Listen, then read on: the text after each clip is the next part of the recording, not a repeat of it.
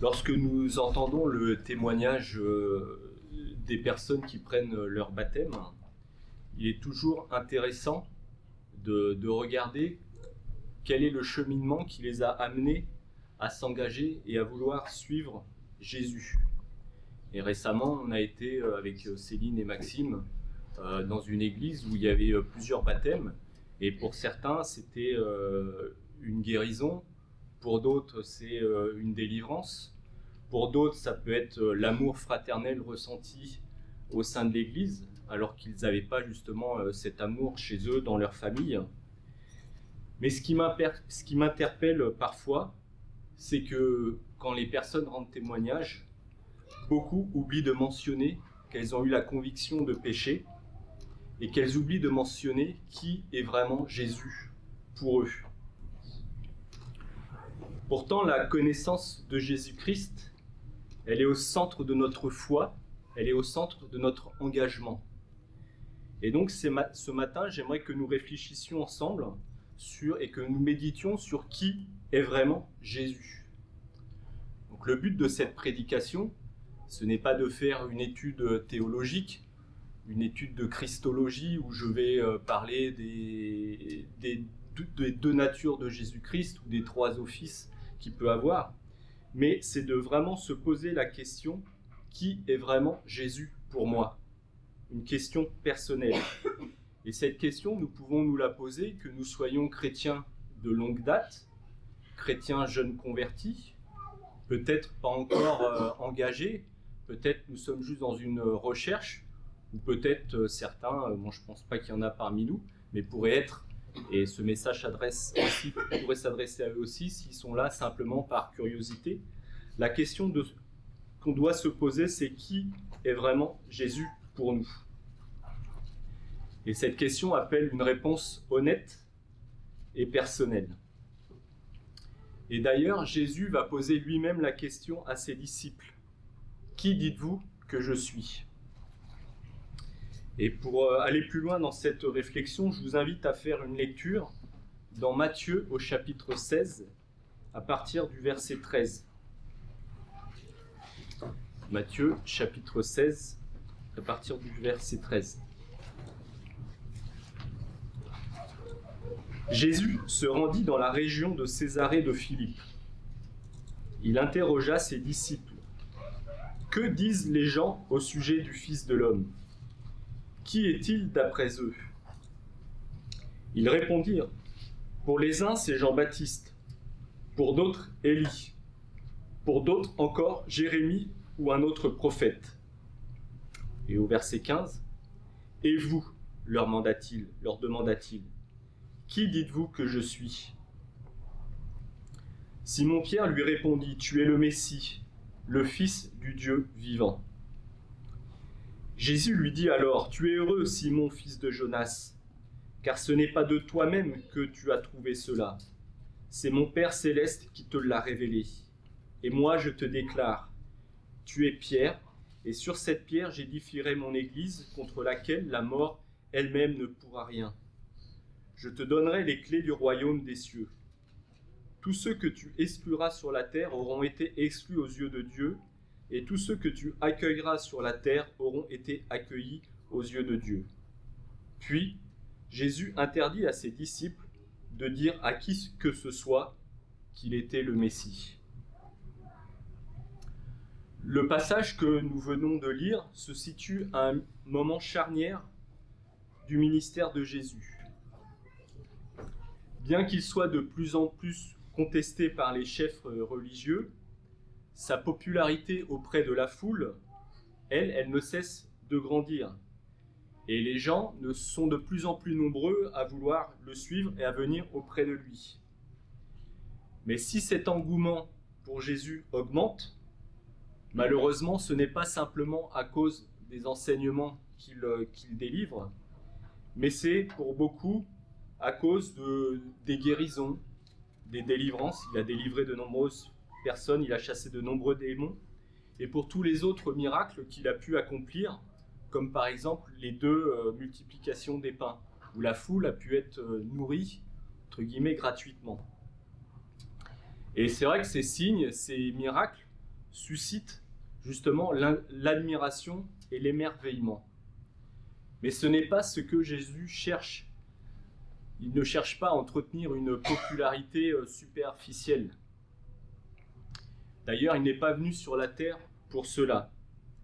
Il sait que s'il est venu sur la terre, et à ce moment-là, il sait déjà que l'heure est bientôt venue où il va devoir aller jusqu'au sacrifice suprême, ce sacrifice à la croix.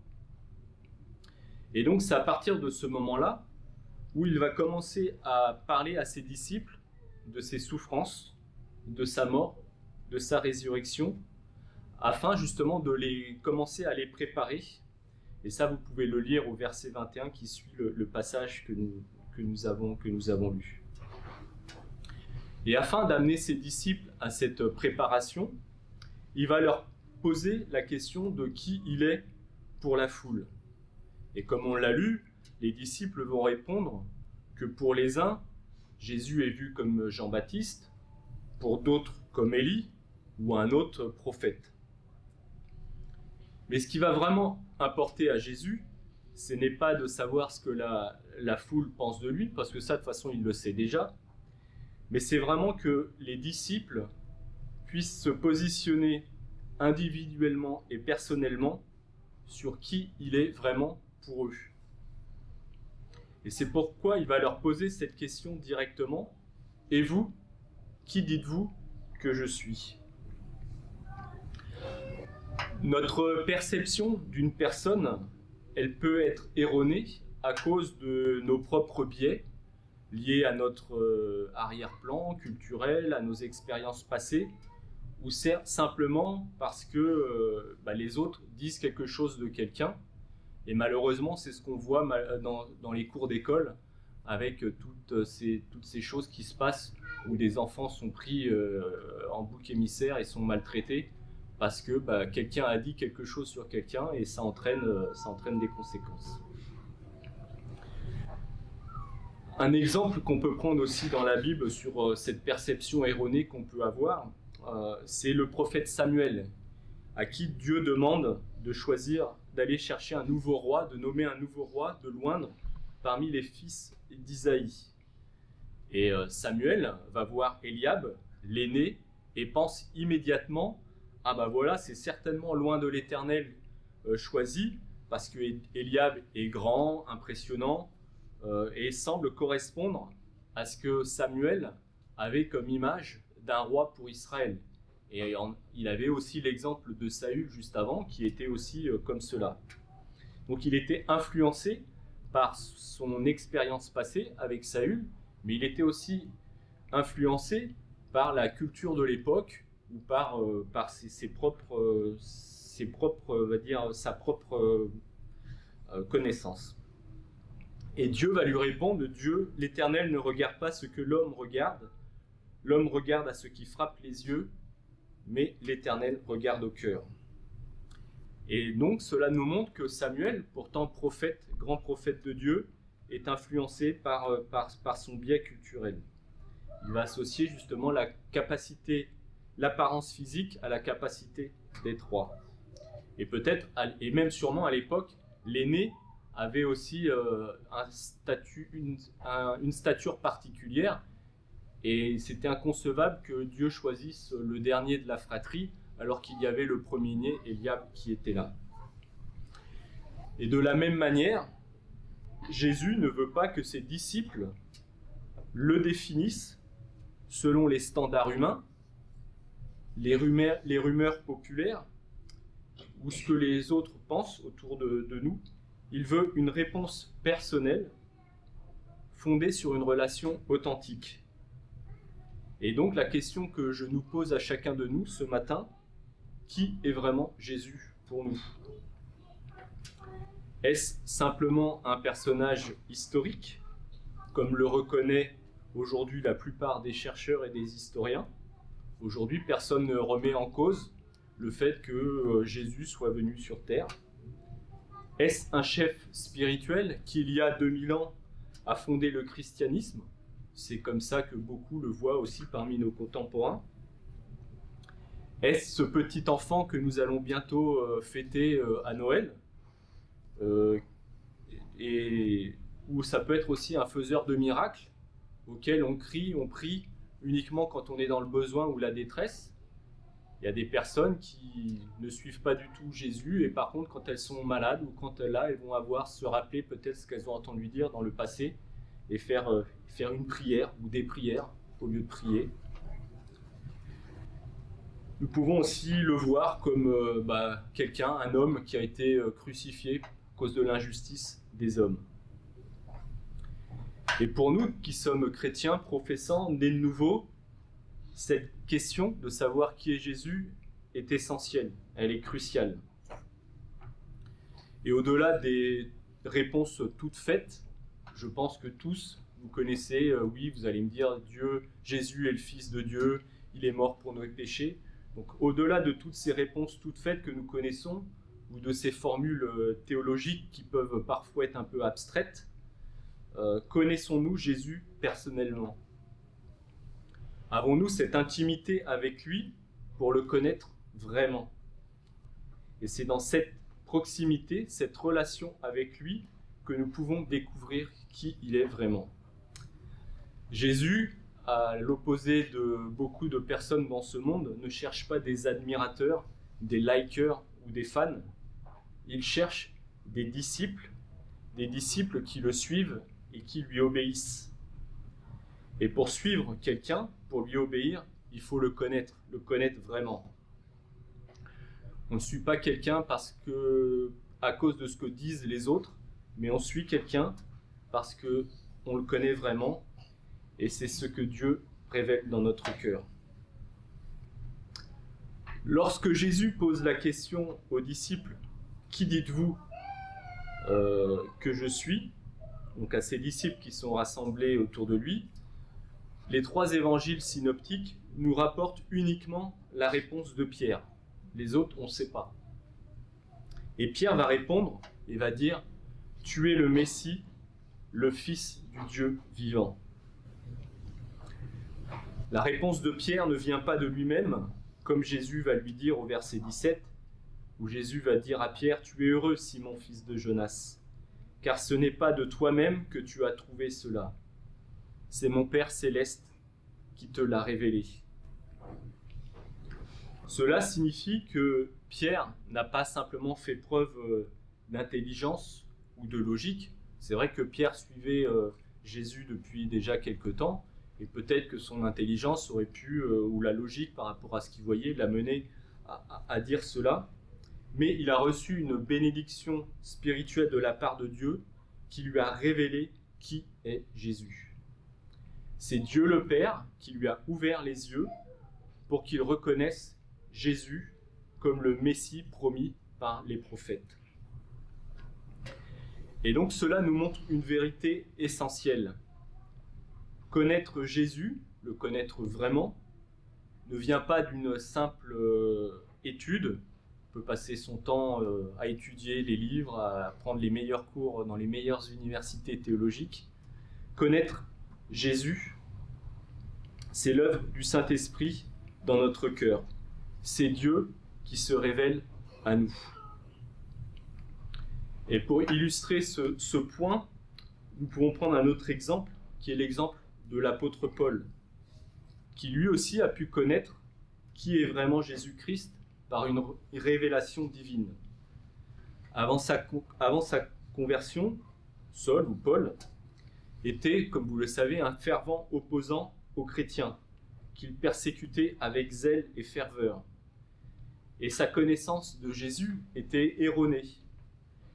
Paul connaissait les Écritures parce qu'il les avait étudiées auprès des meilleurs professeurs, auprès de Gamaliel, et il savait que les Écritures annonçaient la venue du Messie de loin de l'Éternel, mais il ne connaissait pas Jésus comme ce Messie annoncé par les prophètes.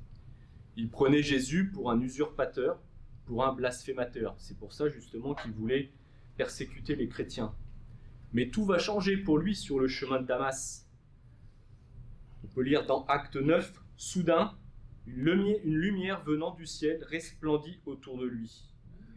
Il tomba par terre et entendit une voix lui dire « Saul, Saul, pourquoi me persécutes-tu » Il répondit, « Qui es-tu, Seigneur ?»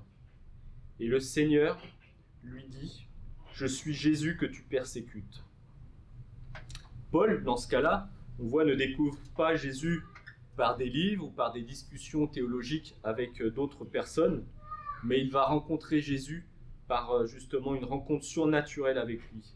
C'est Jésus qui est Dieu, c'est Jésus glorifié qui va se révéler à lui. Comme Pierre, Paul reçoit une connaissance spirituelle qui dépasse la connaissance intellectuelle. Et tous les deux vont devenir des piliers de l'Église, non à cause de leur sagesse humaine ou de ce qu'ils ont pu étudier, mais parce que Dieu leur a révélé qui est vraiment Jésus. Et tout comme Pierre, Paul est béni, il est heureux parce qu'il a reçu cette révélation divine de l'identité de Jésus. Et cela donc nous confirme que la vraie connaissance de Christ ne vient pas de la chair, du sang, de notre connaissance intellectuelle, mais elle vient du Père Céleste lui-même.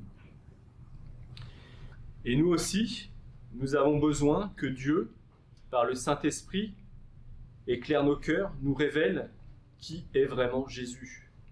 Nous avons besoin de le connaître vraiment, pas avec une connaissance intellectuelle, ou parce que les autres disent, parce que le pasteur dise, parce que les frères de l'Église disent, parce que nos parents disent, mais nous avons besoin de le connaître par une révélation de lui. Et si nous voulons vraiment être des disciples, comme nous l'avons confessé le jour de notre baptême, il nous faut connaître le Maître véritablement. La connaissance intellectuelle ne suffit pas. Et nous pouvons grandir dans une famille chrétienne, assister à toutes les réunions de l'Église, lire la Bible tous les jours, la lire plusieurs fois dans l'année. Mais si nous n'avons pas cette révélation du Saint-Esprit, Jésus va rester dans ce cas-là un personnage historique, pas une personne vivante.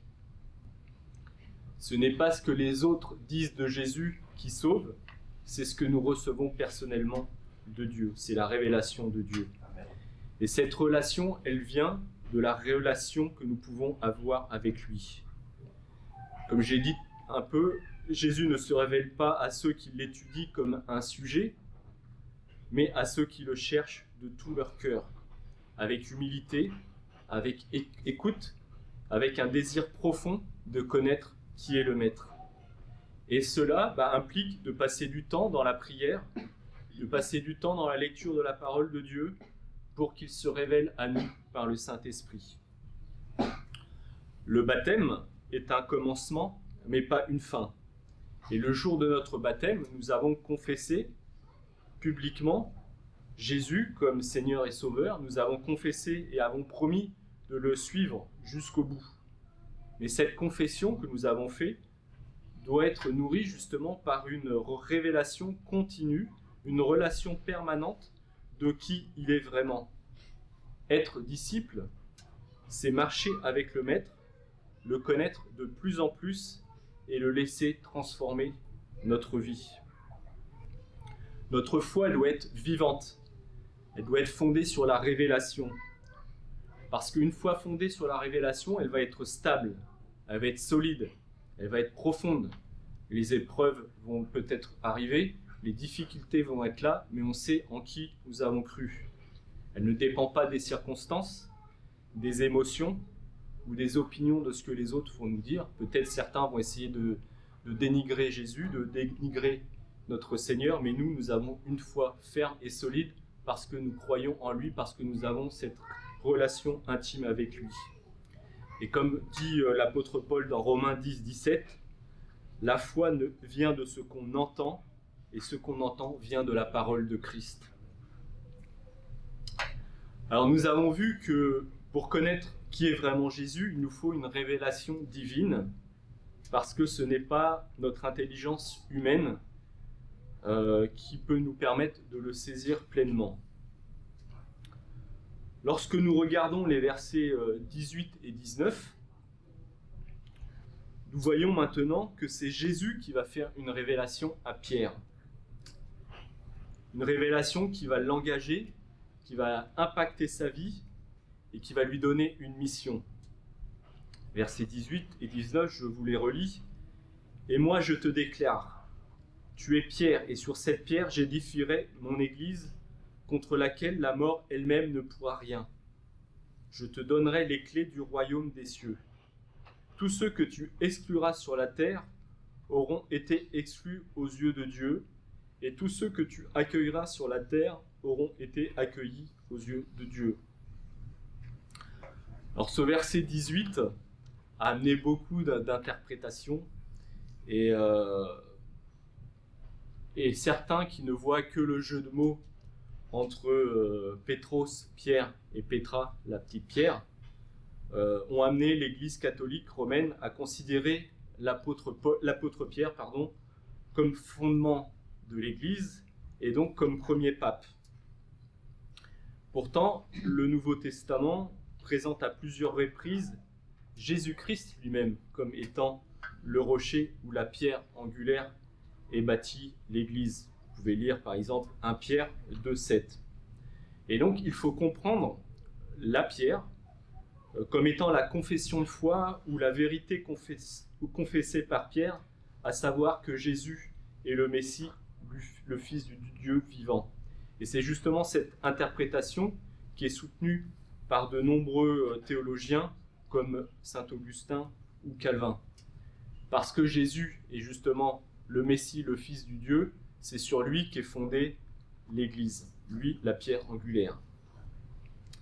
Quant aux clés du royaume, au verset 19, elle ne désigne pas un pouvoir de donner accès au paradis réservé à Pierre seul, comme le suggère l'imagerie populaire. Souvent, certains représentent Pierre avec les clés et disent quand on meurt, on va devant Saint-Pierre et c'est lui qui décide.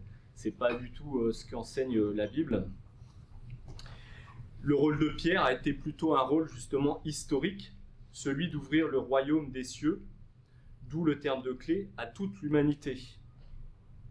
Comme Jésus dira à ses disciples avant de monter au ciel, vous serez mes témoins à Jérusalem, en Judée et en Samarie, et jusqu'aux extrémités de la terre. Et c'est ce que Pierre fera juste après la Pentecôte, lorsqu'il prêcha à environ 3000 personnes qui vont se convertir, à ces personnes de toute origine. Et Pierre, en tant que représentant des apôtres, il a justement initié l'ouverture du royaume à toute l'humanité. Et il reviendra justement aux apôtres, dont Pierre est le représentant, comme je viens de dire, d'énoncer et d'écrire l'enseignement de Christ, de telle sorte que seront admis ou exclus de l'Église ceux qui acceptent ou qui rejettent cet enseignement. Donc c'était une petite parenthèse qui était importante pour enlever toute mauvaise interprétation de ces versets 18 et 19. Donc parce que Jésus va dire à Pierre, nous voyons que justement ça va avoir un impact, ça va engager la vie de Pierre. De simple pécheur qui ira jusqu'à renier Jésus au moment de son arrestation, il deviendra plus tard cet apôtre qui a commencé à ouvrir le royaume des cieux à toute l'humanité en prêchant et en partageant le message de l'évangile à tous. Donc quand on a une révélation de Dieu, ça nous engage. Après, on a envie de travailler et de servir le Seigneur. Et si nous reprenons l'exemple de Paul que j'ai cité tout à l'heure, lui aussi, après avoir reçu cette révélation de qui est vraiment Jésus, va recevoir de la part du Seigneur Jésus lui-même la révélation du plan de Dieu pour sa vie. Comme il va raconter lui-même dans son témoignage au chapitre 26 des Actes, Jésus va lui dire « Je te suis apparu pour que tu sois mon serviteur, pour témoigner aux hommes que tu m'as vu et leur dire ce que je te ferai dire encore par la suite. » Donc là aussi, à partir de ce moment-là, à partir du moment où Paul va avoir la révélation de qui est vraiment Jésus, cette révélation change complètement sa vie. Ça change son identité, ça lui donne une mission. Il passe de persécuteur à apôtre en se mettant totalement au service de Jésus-Christ, et il se présentera lui-même à plusieurs reprises comme esclave de Jésus-Christ. Vous pouvez lire dans Romains 1:1 ou Philippiens 1:1.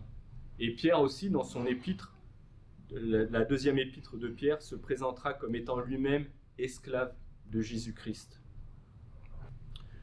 Donc, à l'exemple de Pierre et de Paul, nous voyons que lorsque nous avons une connaissance véritable de qui est Jésus, par une révélation divine, cela produit un changement en nous, une transformation dans nos vies qui va nous pousser à le servir et à lui consacrer nos vies, non seulement parce que nous réalisons sa grandeur, son amour, sa majesté, parce qu'il a donné sa vie à la croix, mais aussi parce qu'il va nous révéler également qui nous sommes, des pécheurs sauvés par la grâce.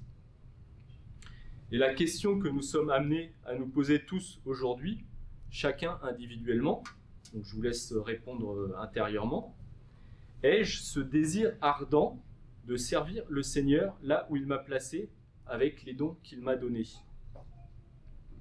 Si la réponse est non, si la réponse est je ne sais pas, si la réponse est peut-être, et même si la réponse est oui, alors nous avons besoin de passer plus de temps à chercher sa face par la prière, à passer du temps dans la lecture de la parole, dans la Bible, et à lui demander humblement qu'il se révèle davantage à nous. Car lorsque notre connaissance de qui est Jésus n'est plus intellectuelle, mais personnelle, alors nos vies sont impactées, nos vies sont changées. Et non seulement nous avons le désir de le servir, le désir de témoigner de lui et de lui obéir, mais c'est comme ça aussi que nous pouvons après devenir des instruments de bénédiction pour les autres. Et donc, pour conclure, à la question de Jésus à ses disciples, « À vous, qui dites-vous que je suis ?» Nous sommes donc appelés à répondre aussi personnellement. Nous avons vu que connaître Jésus ne se limite pas à une connaissance intellectuelle ou historique. Il ne s'agit pas de savoir uniquement ce que les autres disent de lui, ni même de répéter des vérités théologiques que nous avons pu apprendre, mais de les vivre. Et ce que Jésus attend de nous, c'est une réponse personnelle, une confession authentique, née d'une révélation divine. Comme Pierre et Paul, nous avons besoin de recevoir cette révélation du Père par le Saint-Esprit pour que notre foi soit vivante, fondée sur une rencontre réelle avec le Christ. Et cette révélation ne nous laisse pas et ne nous laissera pas inchangés. Elle va transformer notre identité, elle va nous engager, elle va nous pousser à travailler pour lui, elle va nous pousser à le suivre, à le servir et à lui obéir. Si nous n'avons pas cette révélation, il sera très difficile d'être fidèle tout le temps, de lui obéir et de le servir. Car Jésus n'est pas simplement un maître ou un prophète, comme certains dans le monde peuvent suivre. Il y en a, ils se prennent un maître, un modèle, un philosophe ou un penseur, et puis ils disent « Ah bah tiens, moi je suis cette personne-là ». Jésus, il est bien plus que cela. Il est le Messie, le Fils du Dieu vivant, comme l'a dit Pierre. Il est celui qui peut dire « Je suis le chemin, la vérité et la vie. Nul ne vient au Père que par moi. » Jésus, il est le chemin qui nous conduit au Père. Il est cette vérité qui nous éclaire, qui nous libère. C'est lui qui nous donne la vie, cette vie qui transforme notre être et qui nous donne la vie éternelle. Et c'est en le connaissant personnellement que nous trouverons et nous trouvons notre véritable identité, notre mission et notre espérance. Alors que cette question puisse vraiment travailler nos cœurs. Et vous, qui dites-vous que je suis ? Que chacun puisse répondre, non pas avec des mots appris, mais avec une révélation née de cette relation personnelle avec Jésus-Christ, le Fils du Dieu vivant. Amen. Je vous invite à incliner vos têtes et on va prier. Seigneur, oui, nous avons besoin, Seigneur, de te connaître vraiment, non pas par une connaissance intellectuelle, mais par une révélation qui vient de toi, qui vient du Père, qui vient du Saint-Esprit, parce que nous avons besoin, Seigneur, de vraiment marcher avec toi, de te servir, de t'obéir, Seigneur. Alors, Parle à chacun de nous, tu sais où nous en sommes, chacun individuellement. Peut-être certains n'ont pas eu une révélation totale, peut-être certains ont besoin d'aller plus loin. Et je pense que dans tous les cas, nous avons tous besoin d'aller plus loin. Seigneur, nous avons tous besoin chaque jour de te connaître un peu plus pour marcher à ta suite, pour t'obéir, pour te servir. Alors que tu puisses encore parler à chacun de nous, Seigneur, que honnêtement nous puissions répondre à qui tu es, Seigneur, pour nous. Bénis chacun de nous, parle, Seigneur, encore par ton esprit. Conduis-nous, Seigneur, parce que c'est toi le Sauveur, c'est toi le Seigneur, et nous voulons marcher à ta suite. Merci pour l'œuvre que tu fais en nous. Merci parce que, Seigneur, tu es prêt encore à nous amener plus près de toi, à te révéler à nous encore ce matin. Amen.